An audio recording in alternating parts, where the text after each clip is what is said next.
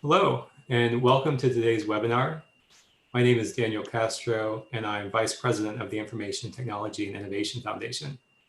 The topic we're exploring today is e-government in a national emergency. Joining me today is Brian Anderson, Chief Technology Officer at NIC, one of the leading providers of state and local e-government services, as well as Dustin Heisler, the Chief Innovation Officer for eRepublic and the former CIO for Manor, Texas, a small city outside of Austin. Before we begin, just a few quick notes about logistics. You're welcome to ask questions of our panelists at any time during the event. If you're watching on itif.org, you can use the Q&A function, the form under the video. And if you're watching on YouTube, see the link in the description of the video. So I want to start with the events that's obviously kind of instigated the discussion we're having here today. In the past few weeks, we've seen nearly 17 million Americans lose their job. And during the same period, more than half of US state government unemployment websites have crashed due to the surge in applicants. We put out a report this morning that goes through some of these issues. For this report, we tested all 50 state unemployment websites on 3 criteria. Do they load quickly on mobile connections?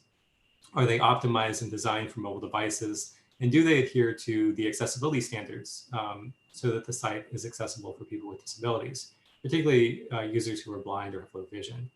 And we found that of the 50 states, 28 states failed the mobile page load speed test, 17 failed the mobile friendliness test, and 19 failed the accessibility test. So in all, 45 state unemployment websites had either crashed or did not meet these best practices. So this is clearly hugely concerning to people who need access to these resources, especially since right now in this pandemic, going online is really the only option we have. So to begin, Dustin, maybe we can start with you. What do you think happened here? Is this a case of lack of planning, not enough resources, or something else? Yeah, that's a great question. I think it's a convergence of a few different things that all happened simultaneously in a very quick period of time. You had this removal of physical interaction, which, we had planned for certain elements of that with disaster recovery, but not all physical interaction altogether. An increased demand in digital information and services. So, basically forcing everything towards the digital kind of front door. The rapid kind of mobilization of edge devices as mass workforce, migrated to remote work. That created a whole set of IT challenges for those agencies that weren't prepared. And then, this was a scenario that wasn't really in any existing planning models, right? We never anticipated this to happen across the board simultaneously. And so I think, states that were most impacted didn't have a policy infrastructure to deal with this. Especially from a remote work standpoint, we saw, kind of off the charts, those that struggled the most, were scrambling just to put in the policy framework to deal with this. They, of course, had legacy technology as well. So that's been a big challenge. We've seen governors on TV saying, hey, COBOL programmers, we need your help. And so that really shows that, this legacy tech was a big problem because, I think what a lot of people didn't realize is these unemployment systems weren't really designed specifically for the CARES Act and the specific funding requirements and some of the changes that were made. And so making changes on these legacy systems takes a lot of time and a lot of energy and a lot of developers. And so that kind of created some issues there. And then, they were focused on experience with just a few channels. So when you think about government experience, it's not just an e-file thing on your website. It's really the holistic experience of government with how you scale across social media and all of these other vehicles. And as we saw, people were hounding call centers, they were hounding Facebook, for these offices, they were looking at every available option, and it really overwhelmed them across the board. But I guess the silver lining of the bright spot that we saw is there were a number of states that had scalable infrastructure in place that were adaptable and ready to go. They had policy architecture that could handle this.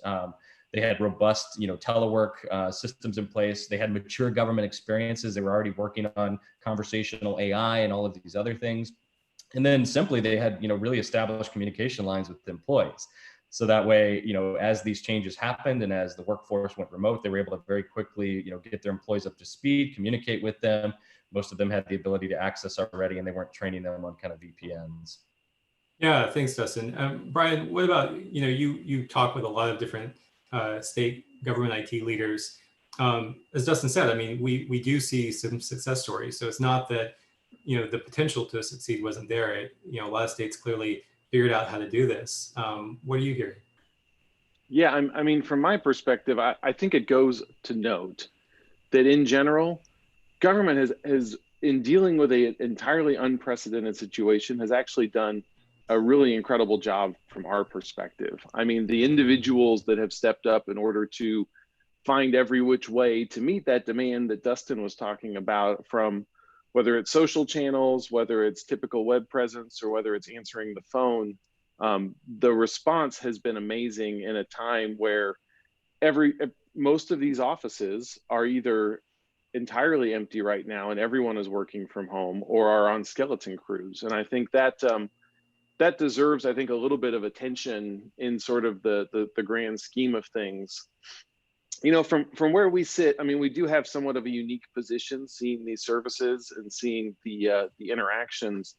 It's we talk internally. Hey, is this a 100-year flood? Is this a 1,000-year flood? To draw an analogy that I think many in government would be very familiar with.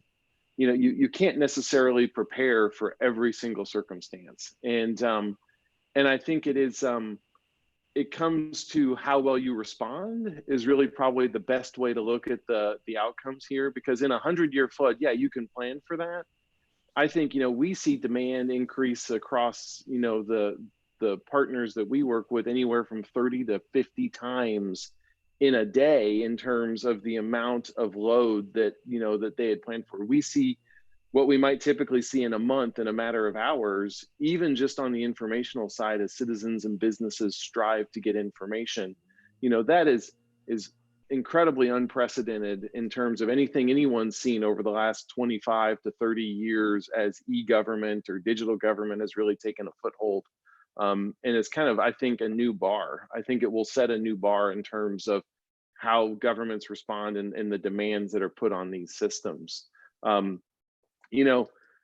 mean, for us, it's I think when you look at some states and others, many got hit immediately, and I think some had the benefits of being able to see what was happening, and it's kind of where you are in that challenge, and where you are in the demand that has allowed some maybe to respond better than others, or to respond and be more sustainable versus having to answer with any single thing that they can go at it. And so I think it is an interesting spot where we are. I'm incredibly hopeful. I think the response has been across the board. I apologize, I haven't had a chance to read through your report yet, but I think the statistics in there I think have to be looked at in terms of not only where we are today, but where we come from and where we're going in the future. Yeah, I think you make some really good points there, Brian. I think one of the things that we've been talking a lot about is digital preparedness. This idea that just as we talk about preparedness for crises and other types of local emergencies, where you're stocking up on food and water and masks and health supplies, we also need to talk about digital preparedness. Are we actually thinking through how we're getting, whether it's mobile hotspots to kids, or connecting first responders, or in this case, in government, making sure government has the capabilities to work remotely or provide services online. One of the areas where I think some states, struggled or maybe hadn't thought through the contingencies was around these call centers. And that's one question I wanted to raise, and get your feedback on. A lot of these call centers are designed to be the fallback option when the website's not working. Some of them are also designed to be a complement to the website. So you do something on the website and you call the call center.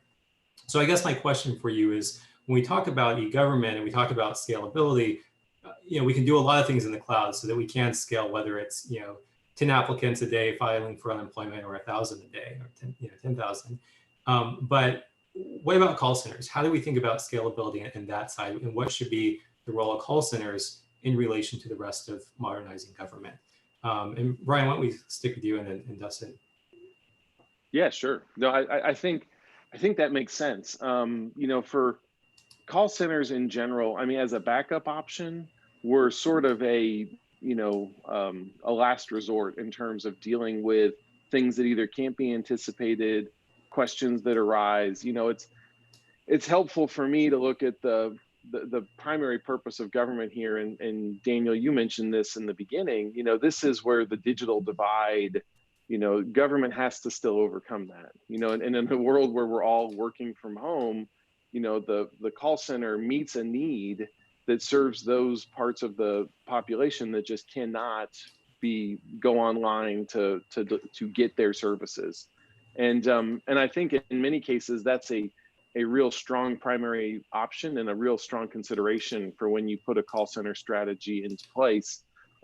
What it tends in these disaster circumstances, what we've seen is, because there is the ultra flexible human element of a call center, it tends to pick up the slack or get all of the cases that cannot be met before that. And that's where I go back to these civil servants who are above and beyond delivering, because there is a human aspect to that, and they're taking on way more than was ever designed in the strategy for them to solve in a normal situation. And so to me, that's that ability to take it on the fly. I think it's hard to talk about it where they haven't met the demand, because humans are so fixed and they're dealing with a huge number of challenges as well. I mean, I look at, to indulge me real quick with an example, one of the states that we know really well is the state of Virginia, and they are really doing a three-pronged strategy that begins with call centers for an augmentation to what they're doing today when it comes to processing government services, specifically in the unemployment cases and some of these areas. That is being, from a strategy standpoint, so you get the augmentation, then the next step you bring on is that the digital service that goes with it. And then really their third prong is that seamless handoff, where you want the scalability of the digital service to take you through all the steps. But what you need is that if there's only one part of that requires interaction with a human or a call center, you don't want to have to start the entire process over. You need to leverage the scalability you built into the system in order to do that. And I think many states are starting to understand this and expand in these areas based on what they've seen. Yeah.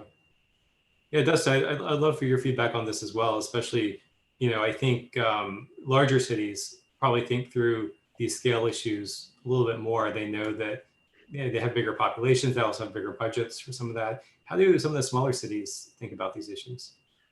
I mean, it's definitely a challenge. I mean, I think when you think about, what happened with this, a lot of people just didn't see this in the cards. It wasn't an option. I mean, if you live in a hurricane prone area or an area that's used to kind of weather disasters, you're used to mobilizing kind of a remote workforce and dealing with these types of issues. But, the convergence of all of this simultaneously has just created a huge challenge. And I agree with Brian. I mean, it's been great to see how agencies have stepped up, and how they've really, there's so many stories of even smaller cities that have done really powerful things and trying to respond and be available 24/7. So I think it's kind of a new normal that we're entering. So going forward, I think we need to look at our ability to scale physical response similar to that of technology, right? So it's very easy to build an adaptable, scalable technology architecture that can deal with these types of challenges.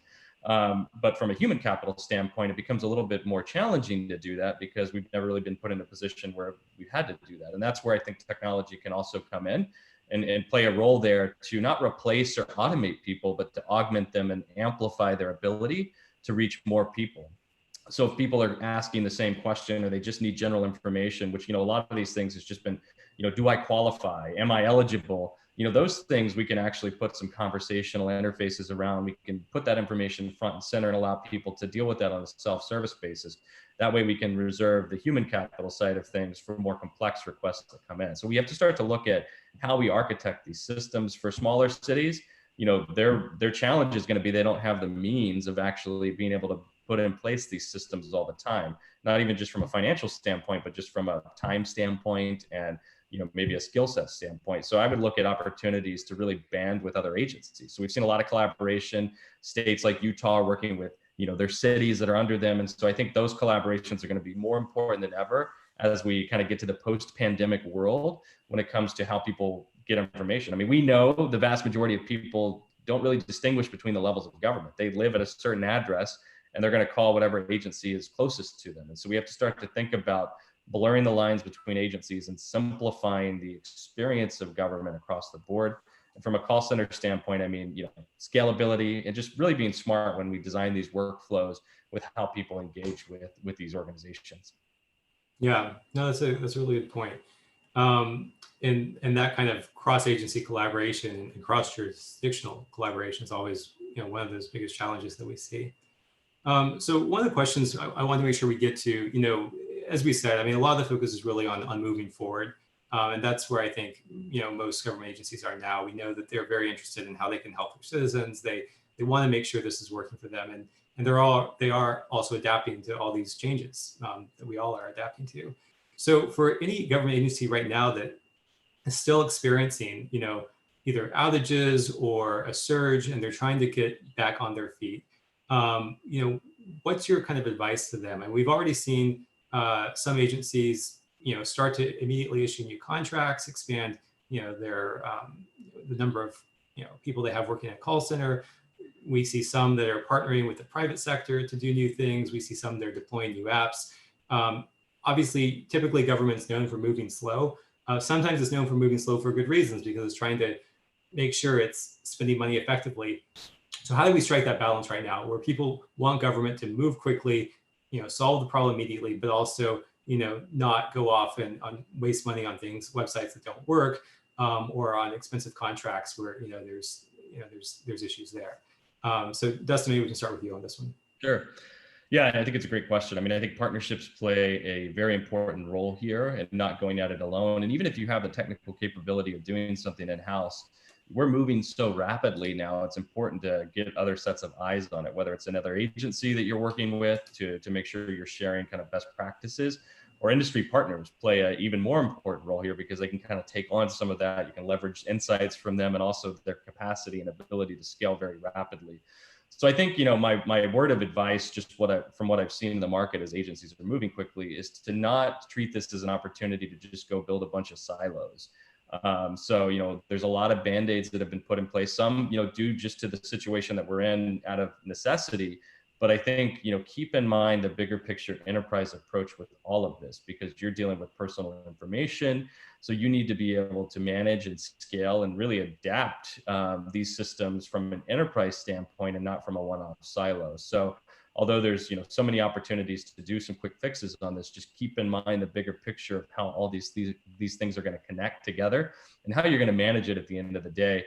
And I mean, also remember, when you set up a channel in government, or you set up a new experience layer that people are going to access you on, people are going to expect you to be there forever. So it's just like when agencies jumped into social media, some got burned because people were filing FOIA requests and other things on them, and they tried to pull out, but that became a channel of expectation. And I think that's holding true with this. So as you start to look at how people are responding, that's going to be a greater set of expectations that the public's going to have on government to, one, move quickly, but two, to maintain and manage these new channels and these new interfaces. Yeah, I think that's a huge point. It reminds me of, when I was studying computer science, one of the early lessons was, any code you write that you send into production, you better be ready to maintain, because it's going to follow you around. So you better get it right the first time. Exactly. I mean, Brian, I love your thoughts on that same question as well. I mean, just as, I'm sure you're hearing from, different government agencies, they want to move quickly. Your team, I'm sure, can move quickly. How are you helping them, balance different needs? Yeah, well, and I love Dustin's advice. I mean, to me, those relationships and partnerships are a core part to that. And you're right too, Daniel. I mean, we have seen our partners and others move incredibly fast in this time.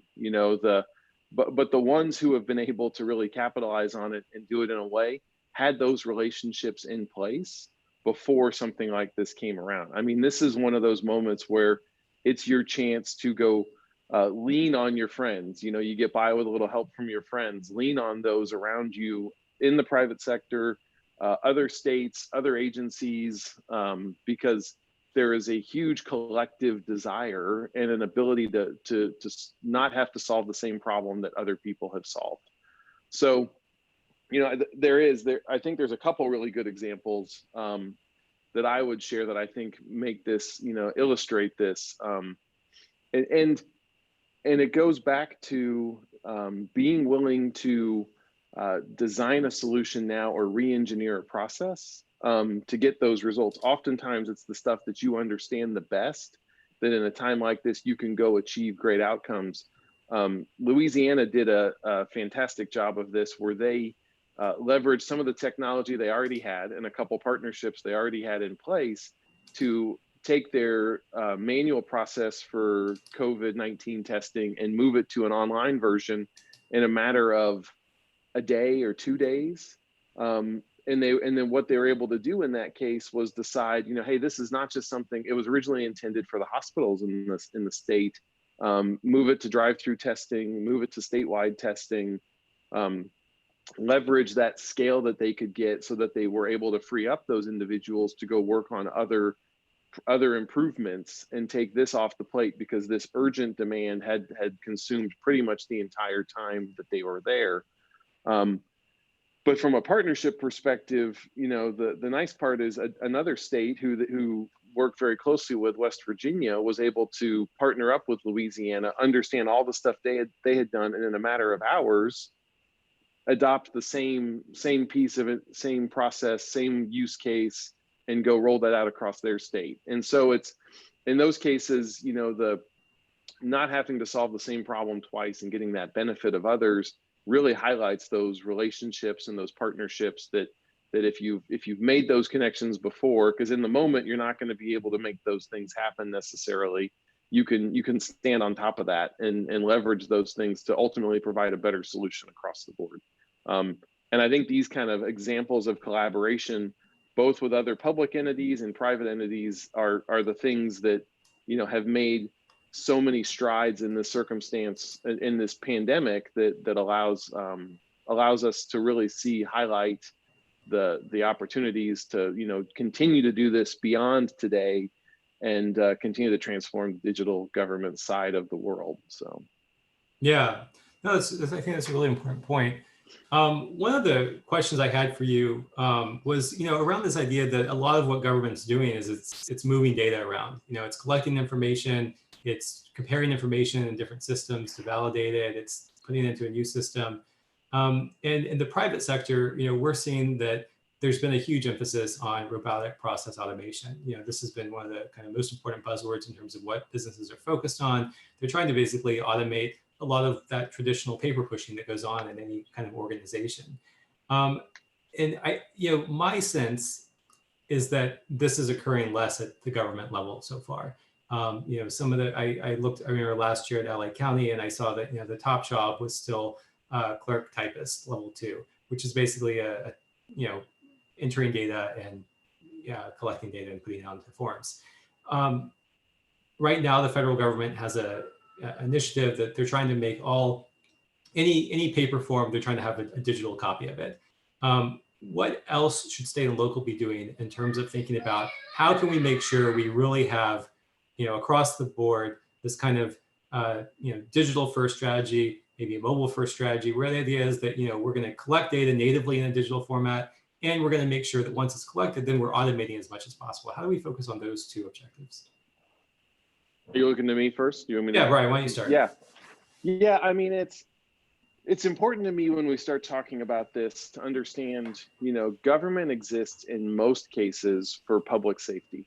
And I think what we're finding is, when you talk about storing these digital copies and making sure they have the sort of analogous understanding that the end of this is to ultimately provide a safer environment, that public safety, security, and these other pieces have to be at the heart of any of those decisions.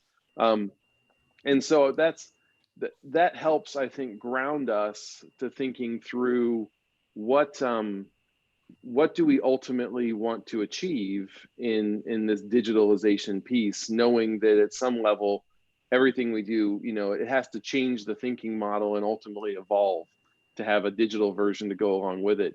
But it provides an opportunity to do so much more. I mean, you mentioned something like the robotic process automation. What we see from our perspective is the process re-engineering, the expertise of those civil servants who are at that, I don't know if the point of attack is the right way to call it, to use a football analogy, but they're right there where things are happening on a daily basis. They can leverage that digital data in new ways along the guidelines and whatever the legislative requirements they have, but leverage that data to automate processes in their own right. I am never one to say, hey, this specific technology or that one actually will solve a problem. You know, RPA or robotic process automation is a great tool when you have two disparate systems who could work really well together. In many cases, that's not always the best fit.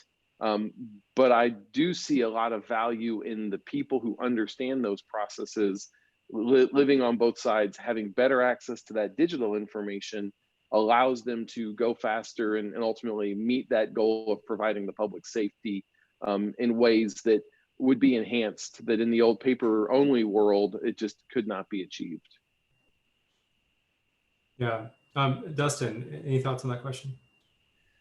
Yeah, I mean, I think that there's definitely a push to digitize things, but I think we need to start to look at the processes themselves. And when you look at like, digital transformation or fill in whatever buzz phrase we want to describe the modernization process of these things, there's still paper elements or physical signatures that go into a lot of those. So I may take, a solution and make it easier for citizens to submit something or to process something on the back end, but we need to look at end-to-end transformation of these processes, including how we approve these things. And a lot of, especially at the local level, a lot of boards got hit with this when it came to public meetings and other things that still required physical signatures on things, physical meeting notices to be posted. So we need to start to look at modernizing those policies, I think, to really allow us to transform these entire processes that are in place. I think we also need to not lose sight of kind of the what we're trying to get out of this. And Brian was kind of mentioning this as well. What is it we're trying to accomplish? And the way that I like to look at this, it's not a technology solution. It's not mobile first that's going to solve this, or RPA that's going to solve this, but how do I build services around my people and my customers? So I kind of use the citizen first analogy as a way to describe this. So, I like to look at who are your users. So you should understand everything about your citizen base, your stakeholders, whether they're businesses, whether they're constituents, or a mix of them. You should understand their unique attributes, their personas, just like you do in the private sector when you're building technology for them. Understand, do they have the means of accessing me? How do they access me? What are their behaviors? And then you build technology around solving some of those pain points that you've identified. And that also becomes a mechanism that you should benchmark. So, we run a program called the Government Experience Awards, where we look at what are the channels that you're using, but we want to know what is the addressable market for that particular channel. So how many people use that type of a device? So what's the potential maximum that could be on it? What's your current utilization of it? And how are you growing that? So a way to kind of benchmark your own success. And I think in all of this, we still have to balance the fact that we still have to run services that are accessible to people. So not everything can be digitized, and we still have to have, accessibility, digital equity plays that allow people without the means or with, disabilities to still plug into and contribute to our systems of government. So it's kind of a little bit of a balancing act, but I think it starts with understanding your people and trying to figure out exactly what you're trying to solve, and then benchmarking that as you go. Thanks. So let me ask one more question, and then I want to switch to some of the questions we have coming in online. Again, if you're watching the live stream, you can submit on Slido. If you're on our website, itif.org, the form's just underneath the video. If you're watching on YouTube, you can click on the link in the event description and go to slido.com and enter the questions there. But so my last question I had was, I think as a lot of state and local governments are realizing there's more they can do, there's more they want to do, as people are now relying more and more on the online medium to interact with government.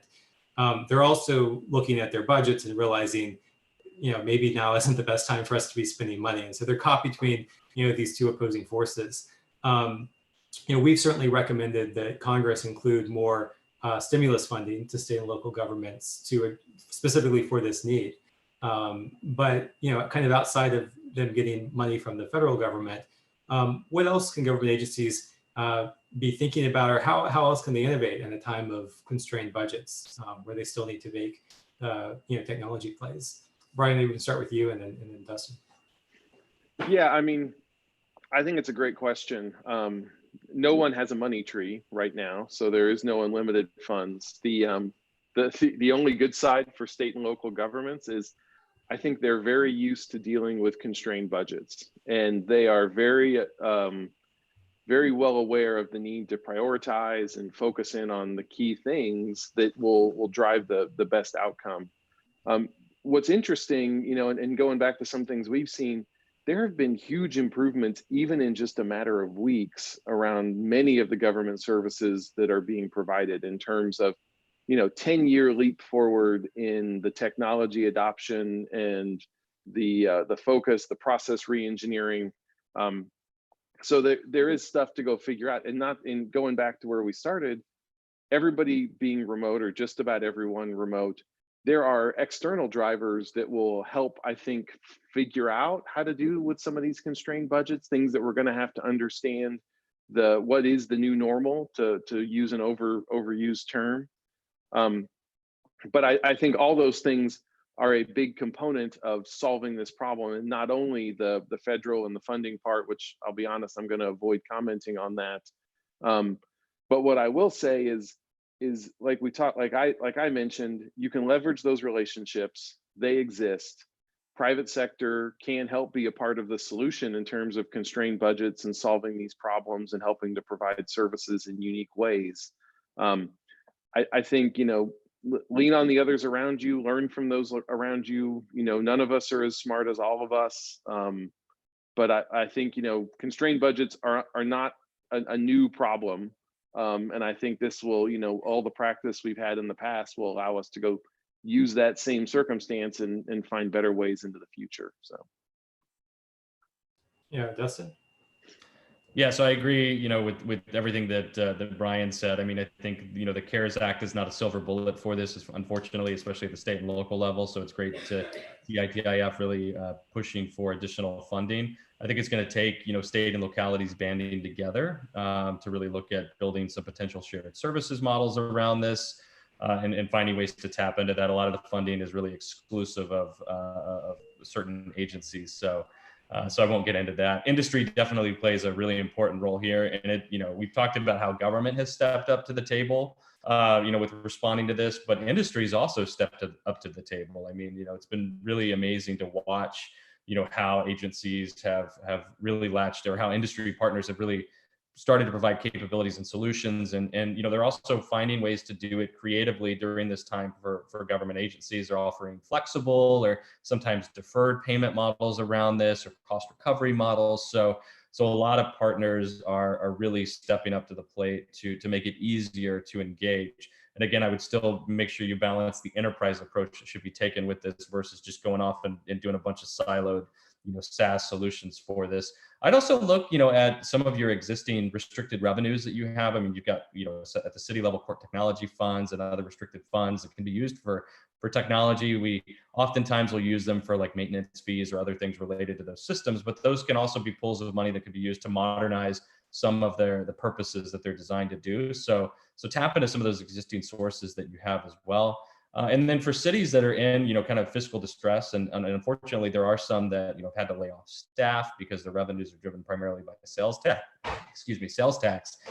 Find ways to really look at diversifying your finances. And the Government Finance Officers Association put out some great guidance on fiscal first aid, and so it's just at gfoa.org. So that's another resource you can check out. They've got a 12-step evaluation process to really build some stability around your finances. But yeah, I mean, we're all in this together. We're all kind of, this is a new normal or next normal that we have to really kind of work around. And I think we're learning from each other. You've got 19,000 cities across the country that are modernizing at the same time.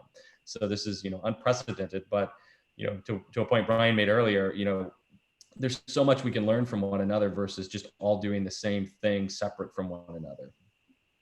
Yeah, and so to that question, one of the questions we have coming in online is, how can the federal government incentivize technology pilot programs at the state level, which demonstrate the value of technology? I think, part of that question gets to what you just said, Dustin, about, how can we not just keep inventing that separately, but work together? How should states be scaling and local governments be thinking about that collaboration and the role of the federal government?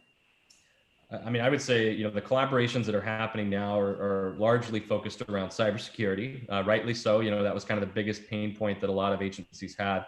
And so we saw some really interesting dynamics happen between states, counties, and cities around that front. So I think we need to leverage that as kind of a model. I mean, we saw managed services and other things emerge around cybersecurity where agencies were collaborating, sharing contract vehicles, doing some really interesting work.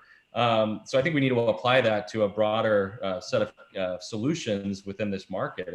And there are states that are kind of doing that. I mean, I mentioned Utah before. They've done a phenomenal job of really extending information at the local level, surfacing it at the state level, leveraging emerging technology to do that.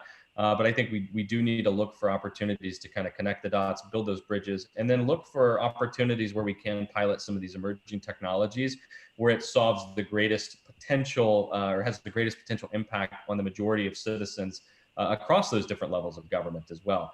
I think sometimes we get shiny object syndrome in the public sector too, where we think a chatbot's going to solve all of these problems. And, you know, as much as I love new technology, it won't. So we need to look at ways to find technology solutions that address wide-reaching problems across, you know, as many agencies as possible and share, you know, the learnings from that. And this is something that, you know, industry is going to play a role in as well. You know, you think about how we build standards in the private sector around things like USB and other things. And you know, we might need to start to look at those types of working groups to really look at solving some of these challenges long term. Yeah. Brian, anything to add on that? Yeah, what I would say, you know, what we see is states are incredible incubators for technology innovation, for finding new ways to solve problems, and that governors specifically with their position can be a key role in understanding and seeing those values. I mean, I would point to some maybe other examples where not necessarily piloting, but I would look to things like the opioid crisis, where the federal government has clearly said, hey, we're going to go try to fund states to improve and let them provide technology to help solve this problem. I think that is an incredible way to go and get the best ideas, try them on a large scale, understand what works in an environment that then you can give back to other states and or other, you know, similar systems that would apply to the same problem. So I think I love to look at the past. I'm a student of history. I think these things have worked in the past, and I think that can be a real opportunity to go, you know, experiment or pilot, maybe aren't the right words, but go out and engage this broader set to find new and innovative ways to go attack these challenges. And funding is clearly a big part in incentivizing that exploration and innovation to happen. Yeah. So another question that came in is a question about opposition to digital services. One person asked, who is opposed to strengthening our digital infrastructure and making more services available online? And why would they oppose mass digital services? I know as I was, Brian, maybe we can start with you. I was just saying, I know as Dustin, you were talking about breaking down silos, that is something that we hear a lot about from the technology community. I do a lot of work on the privacy side, and when we talk about breaking down silos, you usually have people saying, well, that's Big Brother. They're collecting more and more information about me. So how do we manage those maybe different sides of the equation? Brian, why don't we start with you, and then Dustin, I love your comments as well. Yeah, I mean, I'll answer this one very directly. I don't know who opposes it. I think, you know, Daniel, you hinted something, and I tried to talk about this a little bit earlier, that we have to understand the primary role of government. You know, this public safety, this need to ensure that, you know, regulations and these things exist to ensure that the public's interests are kept at heart and that all of the citizens are met through their government services. I think as long as you take those things into account and as long as you have good answers to those things, that the opportunity is really endless from a digital services standpoint. This situation or the impact right now of all the stay-at-home orders, I think will only highlight the increased demand and potentially break down some of the detractors who might want to stand in the way from broader digital services. We have to realize there are still legislative, you know, still statutes on the books that require certain things be done in certain ways. These are natural oppositions to digital services that will ultimately have to change. Some of those have even been suspended already in these circumstances, but these things will have to continue to evolve and change. So I don't know if the question, you know, who opposes digital services is really a fair one. I think there are roadblocks to broader adoption. And I think the time we're in right now is the perfect time for us to understand what those are, overcome them, and ultimately meet all the sort of nuanced challenges that this situation brings about. Yeah. Yeah, and I guess what I would add to that, I mean, I think Brian's exactly right. A lot of the regulations and rules kind of have been the biggest stumbling block, and those are being removed and suspended kind of right now. So I think we're going to see a wave of new policies and regulations that emerge kind of going forward. I think, some of the ones that I've dealt with just as I've helped agencies navigate some of these waters have been just related to people that don't understand the business objective or the actual benefit of it. So if I'm deploying a shiny object or I'm deploying something, and they're kind of fighting you on it, it might be because they don't fully understand the value that that's going to bring to them. And especially when you get into automation and technology, there's a lot of fear associated with that. So if you're, if you've got civil service, unions or other types of organizations around your workforce, you have to be very clear with addressing some of those concerns around what does this mean, not just what the benefit is, but what does this mean to my existing workforce, and how is this going to help amplify and augment their ability to do work versus replace them as a vehicle of doing work. So I think those are some important things that you really have to deal with as a part of this. But I think we're going to see a wave of innovation. We're already seeing some of that now. But this isn't just something that's going to happen during the pandemic. As soon as the dust settles on this, you're going to see a brand new, kind of new normal, which I know is super overused, next normal, as McKinsey says, of innovation in the public sector. So we had a pair of questions come in that are hinting at similar issues. One person asked, should governments ask Silicon Valley to step in and redesign failing systems? And then someone else is asking, can government continue to play its role as a funder while allowing the private sector to operate government services in a competitive fashion? So basically both questions asking, should the private sector be playing a greater role in the delivery and design of government services? Why don't we, I'll start with Brian and then go to Dustin on this one. What are your thoughts on that direction? Certainly, I think there's been a lot of attention just in the pandemic on the greater role that the private sector can play in this area, not just to be government, but in all of government response. What are your thoughts on that? Yeah, I think you're right. Private sector definitely has a role. What I don't think we can do is replace the expert civil servants that are part of the government today who really understand the true mission and vision for government. The concern I get into when I think of some of the Silicon Valley side of things is, government is there to meet the needs of all citizens, not just the ones who pay the most or any of these sort of things. And so the incentive of government is very different than the private sector much of the time. And that's why the real solution in my mind is a partnership that is well aligned with government driving the initiatives in many cases, and the private sector being there to facilitate and deliver on those government priorities. But the idea that you're going to turn some of these challenges over to some business out there and they're going to deliver exactly what you need and exactly what the citizens need is probably not a realistic outcome from anything that I've seen. I'd be interested to hear kind of what Dustin has to say about that.